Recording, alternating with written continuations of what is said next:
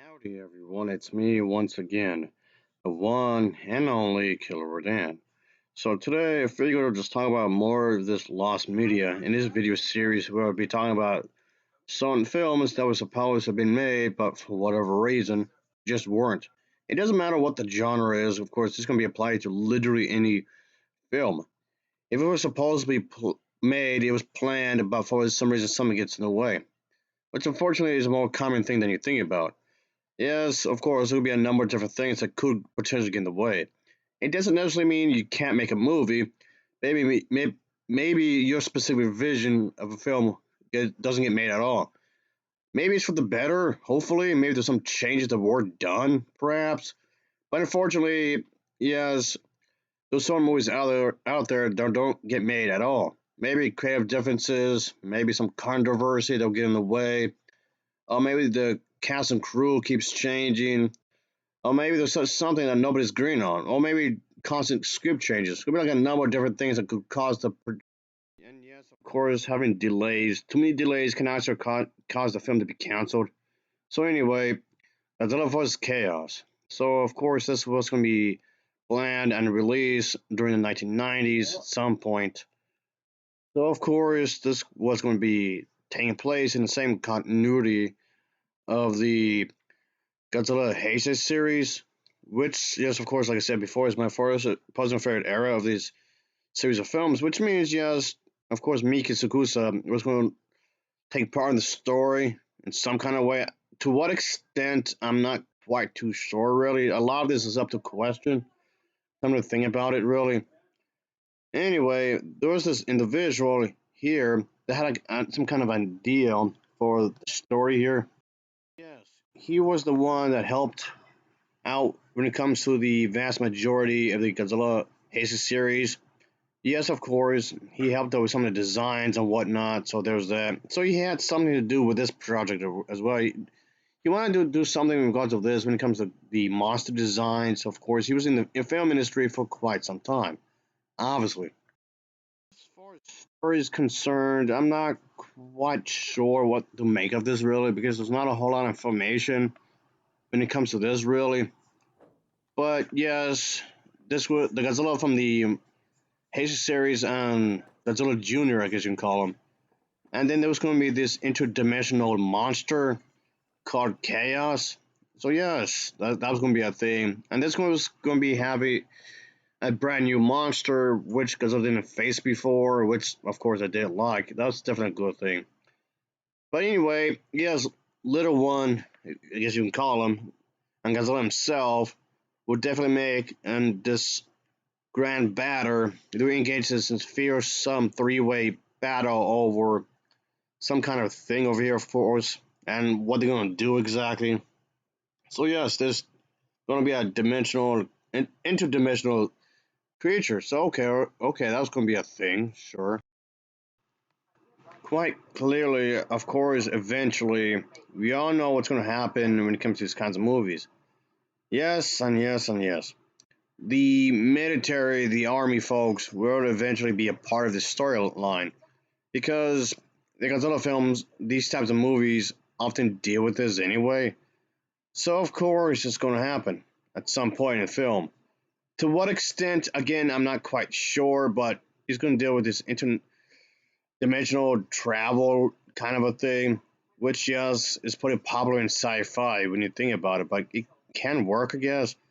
But the thing is, I think of automatically these horrifying, creepy things that could happen. Yeah, interdimensional horror is actually a thing, by the way. And yes, it's been popularized over the years when it comes to books, video games, you name it. That's the vast unknown of the universe, kind of making it a really scary, spooky story when you think about it. It could work when you think about it. And yeah, and then we have the Japanese citizens. They just want to live their lives like everyone else, just live ordinary lives and just do the thing. Go to work, pay the taxes, live in an apartment, pay the rent. If they don't live in a house and pay the mortgage, just do the typical stuff, the really mundane stuff. But then it gets interrupted with this kind of a thing. So yeah, life is not easy, I guess. Right, that seems like a severe understatement. Anywho, but yeah, story wise, like I was saying, there's not much I can't really say is really when it comes to this kind of a thing.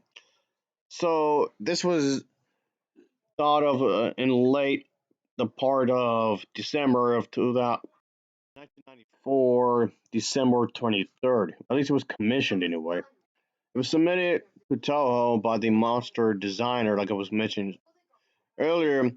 And yes, this was going to be a vision of the story that would have introduced a brand new monster named Chaos, and it would have been involved with, of course, the little Godzilla, the mini Godzilla, of course, the Godzilla in this era, and of course, yes, obviously, the this Chaos thing. Of course, that's going to definitely happen and just be crazy, of course. But there's not a whole lot of details of what exactly would have been, of course. I'm not quite too sure, obviously. But so yeah, there was that. But it could have worked, I guess, in some ways. Bio waste would definitely become a part of the story in this idea of the movie, of course. And yes, it would play a major part in this kind of a thing because they just want to be consistent with the continuity, of course.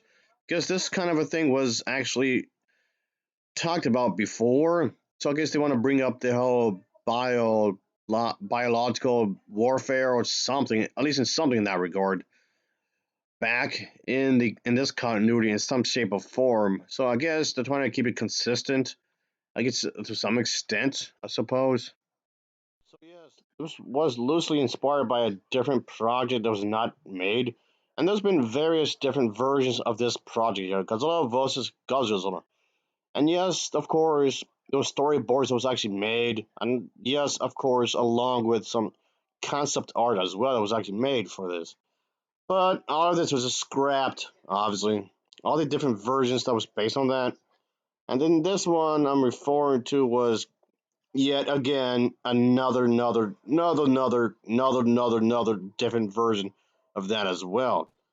So yeah, if this seems needlessly convoluted, that's because it is.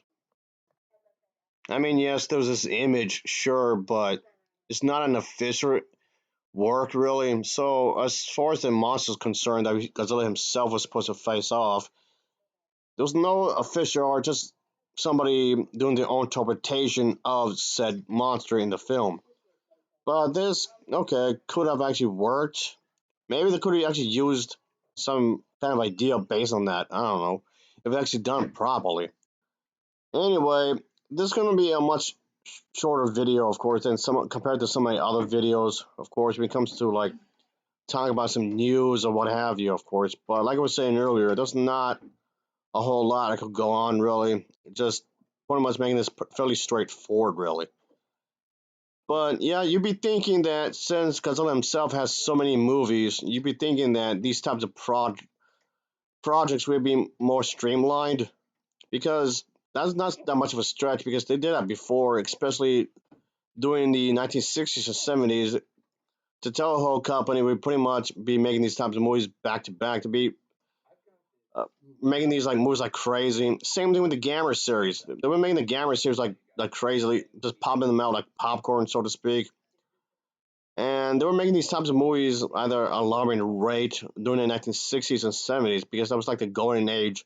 And then during the 1990s, there was some renewed interest of the genre because Gamera came back, Godzilla came back, so they were making quite a few of these movies during the 1990s. Even Mothra herself had her own series of films, so they were making these films fairly fast during the 1990s. So it just seems more mind-boggling as to why it wasn't made. A lot of these Godzilla films, I mean. Anyway, thanks for watching. See ya.